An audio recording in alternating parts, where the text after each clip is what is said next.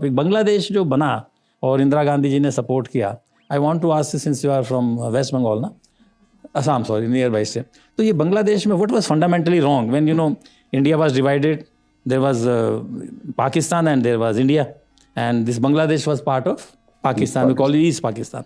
तो what was the fundamental reason that it has emerged as an independent country? क्या resentment था, basic reason क्या था? Linguistic difference, sir. The East Pakistan, they were Urdu-speaking people dominantly. Sorry, sir, West Pakistan. And East Pakistan, they were Bengali.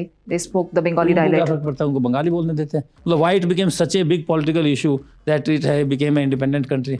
So the language was uniformly imposed on them, and they were treated as second-class I read citizens. that later on they agreed for the this Bangla language in East Pakistan as an official language. Is it correct? It was initially, yes, they imposed Urdu, but later on when resentment was going on, there were some other reasons also. So Sheikh Mujibur Rahman also had his own political aims. बात हो गई कि कोई ना कोई emerge हो जाएगा, because adequate attention was not being paid. Okay, just tell me about Citizenship Amendment Act. Sir, in context to Assam, अभी recently नहीं, जो अभी गवर्नमेंट ऑफ इंडिया ने अमेंड किया है ना 2019 में, what exactly is the amendment?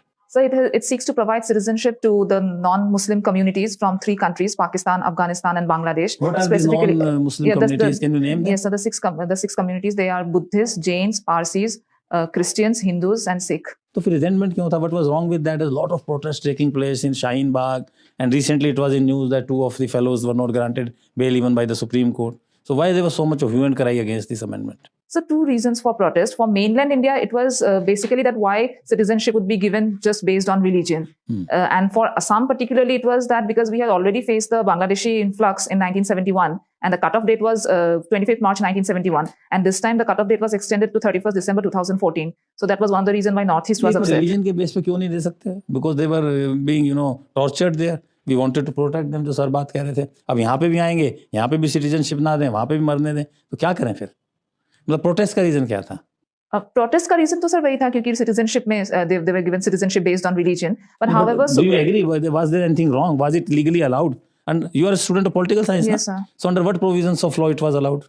So Article 14 of the Constitution, Supreme Court has ruled that reasonable classification is allowed. So there was reasonable classification that the minorities were suffering and majority why should we give? And उन्होंने उसका बंद नहीं किया था.